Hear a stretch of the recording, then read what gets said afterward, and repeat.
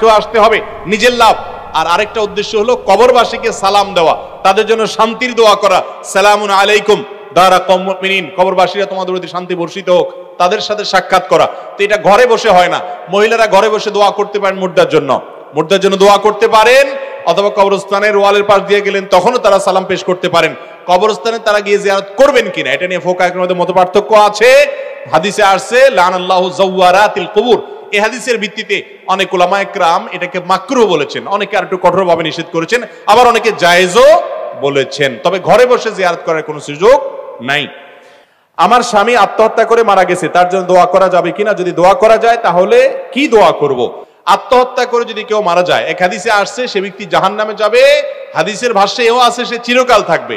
কিন্তু এই হাদিসের ব্যাখ্যায় আহলুস সুন্নাহ ওয়াল জামায়াতের সমস্ত মুহাদ্দিসিন ফুকাহা ইকরাম যতজনের মতামত আমার নজরে পড়েছে, এটা নিয়ে আমি যথেষ্ট ঘাটাঘাটি করেছি, প্রায় সবগুলাই এই যে কেউ যদি এটাকে জায়েজ মনে করে ঈমান হারা হয়ে মরে তাহলে তার জন্য স্থায়ী জাহান্নাম। আত্মহত্যা করে মৃত্যুবরণ করা কবিরা গুনাহ, মহাপাপ। এরকম ব্যক্তির জন্য নবী করিম সাল্লাল্লাহু আলাইহি ওয়াসাল্লাম জানাজা পড়েন নাই। আত্মহত্যা করে মারা গেলে এলাকার ইমাম সাহেবরা, সম্মানিত ব্যক্তিরা জানাজা পড়াবে না, অন্যরা তার জানাজা পড়বে, যাতে করে অন্যরা আত্মহত্যা না করে, কারণ এটা বড় ধরনের কবিরা গুনাহ। তার গুনাহ আল্লাহ মাফ করবেন কিনা আল্লাহ ভালো জানেন, কিন্তু তার জন্য মাফ চাওয়া যাবে, আল্লাহর কাছে মাফ চাওয়াতে দোষের কিছু নাই। এরপরে প্রশ্ন হলো, কেউ যদি নিজে হজ না করে তাহলে কি সে অন্যের বদলি হজ করতে পারে?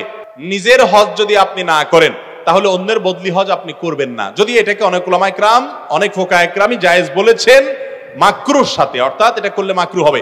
নবী করিম সাল্লাল্লাহু আলাইহি ওয়াসাল্লাম এক ব্যক্তিকে, সুব্রমা, তাকে দেখে নবী সাল্লাল্লাহু আলাইহি ওয়াসাল্লাম বলেছেন তিনি হজ করছেন, এবং হজ করার সময় তিনি তালবিয়ার সময় বলছেন আল্লাহ এটা আমার অমুকের তরফ থেকে, সম্ভবত ভাইয়ের পক্ষ থেকে হজের নিয়ত করছেন। নবী সাল্লাল্লাহু আলাইহি ওয়াসাল্লাম বলেছেন তুমি নিজের হজ করছো? বলে না, করি নাই। তখন বলেন আগে নিজের হজ করো, এরপরে ভাইয়ের পক্ষ থেকে করবা। এই জন্য যে ব্যক্তি বদলি হজ করবে তিনি আগে নিজের হজ করবেন, তারপরে কি করবেন?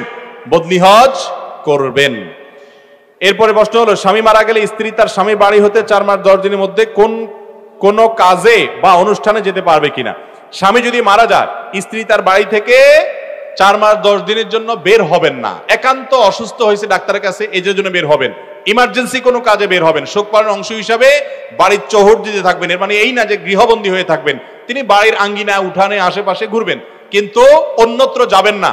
এবং সেই সাথে তিনি অতিরিক্ত সাজগোজ যেটাকে বলা সেটা করবেন না, স্বাভাবিক যেটা আছে সেটা করবেন। আর সুগন্ধি ব্যবহার, স্পেশালি সুগন্ধি ব্যবহার করা, এগুলো থেকে বিরত থাকবেন।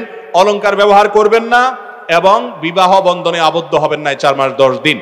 এটা হলো স্বামী মারা গেলে স্ত্রীর জন্য ইদ্যত পালনের অংশ হিসাবে এই কাজগুলো তাকে করতে হবে। আমরা রমজান মাসে রোজা রাখি, কিন্তু ব্যস্ততার কারণে ঠিক মতো নামাজ পড়তে পারি না, বিষয়টা আসলে ঠিক কিনা? রমজান মাসে একজন রোজা রাখছে কিন্তু সময়ের অভাবে নামাজ পড়তে পারে নাই। এই লোকটার উপমা হলো ওই লোকের মতো যে লোকের পরনে লুঙ্গি আছে, মাথায় পাগড়ি নেই, সেজন্য সে লুঙ্গিটা খুলে পাগড়ি বেঁধে ফেলছে। লুঙ্গিটা খুলে পাগড়ি কেন বাঁধছে? পাগড়ি বাঁধলে সে মনে করে সব হবে, এই জন্য সে পাগড়ি বাঁধছে, বুঝলাম। কিন্তু তার জন্য লুঙ্গিটা বেশি জরুরি না পাগড়িটা জরুরি বেশি? লুঙ্গি বেশি জরুরি না? তো নামাজ বেশি জরুরি না রোজা বেশি জরুরি? তার মানে আবার এটা বুঝেন না যে তাহলে নামাজ পড়বেন রোজা রাখবেন না, রোজাও রাখবেন নামাজও পড়বেন। কিন্তু যদি আপনি রোজার কারণে নামাজ পড়তে না পারেন তাহলে আপনার রোজা রাখার পদ্ধতি সঠিক না। রোজার সাথে নামাজের কি সম্পর্ক? বরং রোজা রাখার কারণে দুপুরে খাবার নাই, সকালের নাস্তা নাই, টাইম তো আরো বাইচে গেছে, নামাজ তো আরো বেশি করার পড়া দরকার 2-4 রাকাত, ঠিক না? ঠিক। অতএব এটা একেবারে মোটা দাগে ভুল। আল্লাহ তাআলা আমাদেরকে বুঝার তৌফিক দান করুন। এরপরে প্রশ্ন হলো, তালিবুল ইলম হাফেজ যদি সে দাড়ি ছাটে তাহলে তার পিছনে তারাবি নামাজ পড়া যাবে কিনা? ইমাম সাহেব যদি দাড়ি চাটেন তাহলে এরকম ইমাম সাহেব ফাসিক, প্রকাশ্য ফাসিক, এরকম ব্যক্তিকে ইমাম হিসাবে নিয়োগ দেওয়া উচিত না, মাকরুহ। যদি তার পিছনে নামাজ পড়েন নামাজ হয়ে যাবে, নামাজ হবে না এরকম কোনো বিষয় নাই, নামাজ হয়ে যাবে। জানাজার নামাজে আমরা জুতা খুলে দাঁড়াই, এটা জরুরি কিনা কোরআন হাদিসের আলোকে জানতে চাই। জানাজার নামাজে যদি আমাদের যে পায়ে জুতা থাকে, জুতার নিচে যদি নাপাক থাকে তাহলে সেক্ষেত্রে জুতা খুলে আমরা দাঁড়াবো। আর যদি নাপাক না থাকে, জুতার নিচে পাক থাকে, নাপাক কোনো কিছু দেখা না যায়, তাহলে জুতা পরেই আমরা জানাজা পড়বো, কোনো অসুবিধা নাই। জানাজার জন্য জুতা খোলাটা বাধ্যতামূলক মনে করাটা ভুল। আমরা অনেকে মনে করি যে জুতা খোলা ছাড়া কি হয় না, জানাজা হয় না। নবী করিম সাল্লাল্লাহু আলাইহি ওয়াসাল্লাম জুতা পরেও নামাজ পড়েছেন, যদিও জুতা পরে নামাজ পড়তে হলে এটা জুতাটা সফট, মুজার মতো হতে হয়, চামড়ার মতো হতে হয়, ওইরকম জুতা আজকাল নাই বললে চলে। কিন্তু জানাজাতে যেহেতু রুকু সিজদা নাই, আর যদি জুতার নিচে নাপাক না থাকে সেই জুতা পরে আপনি নামাজ পড়তে পারবেন ইনশাআল্লাহ। আল্লাহ।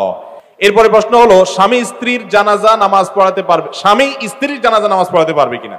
অবশ্যই পারবে, কোনো অসুবিধা নেই। তবে মনে রাখবেন, জানাজা পড়ানোর ক্ষেত্রে, জানাজা নামাজ পড়ানোর ক্ষেত্রে হকদার বেশি হলো লাশের অভিভাবক। কথার কথা, আপনি মারা গেলেন, আপনার বাবা বেঁচে আছেন, তিনি আপনার জানাজা পড়াবেন। আপনার বাবা মারা গেছেন, আপনি বেঁচে আছেন, আপনি জানাজা নামাজ পড়াবেন। এক্ষেত্রে অনেকে এলাকার ইমাম সাহেবকে অগ্রাধিকার দেয়। ভাইরা আমার, আপনার বাবার জন্য আপনার যে কাঁদা আসবে, আমার সে কাঁদা কখনো আসবে না, এটা বাস্তবতা। আপনার ভিতরে যে ফিলিংস আসবে, আমার ভিতরে সে ফিলিংস আসবে। এই জন্য সব সন্তানরা বাবার জানাজা, ভাইয়ের জানাজা নিজেদেরটা নিজেরা পড়ার চেষ্টা করেন। ইমাম সাহেব মুক্তাদি হবে এখানে। আপনি জীবনে অন্য কোনো ইমামতি করেন আর না করেন, নিজেরা আপনজনের জানাজার ইমামতি অবশ্যই করবেন। জানাজা নামাজে আমরা মনে করি কি জানি কি কঠিন, কিছুই না ভাই, একেবারে সিম্পল। আপনি চাইলে 5 থেকে 10 মিনিটের ভিতরে শিখতে পারেন। আমি অনেক মানুষকে চিনি ব্যক্তিগতভাবে, যারা আগে কখনো জানাজা পড়ান নাই। তার মা মারা গেছেন, তিনি সন্তান, তিনি তার মায়ের জানাজার জন্য 10-15 মিনিটের ভিতরে জানাজা শিখে গেছেন, এরপর নামাজ পড়ছেন।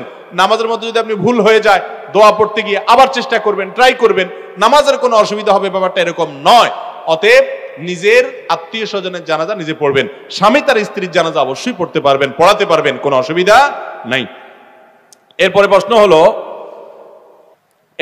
হলো, আমি একজন যুবক, আমি সবসময় একজন নেককার মেয়েকে স্ত্রী হিসেবে পাওয়ার জন্য আল্লাহর কাছে দোয়া করি। কোন কোন আচার আচরণগুলো একটা মেয়ের মধ্যে থাকলে আমি বুঝতে পারবো মেয়েটা দিনদার? ভাই, প্রথম কথা হলো, যারা বিয়ে করেন না এখনো, আপনারা সবাই দিনদার জীবন সঙ্গিনী চান? হ্যাঁ, সবাই চান, মাশাআল্লাহ। তো এর জন্য নিজেকে আগে দিনদার হইতে হবে। নিজেকে আগে কি হইতে হবে? আপনি নিজে খারাপ থাকবেন, আপনার চরিত্র নষ্ট করবেন,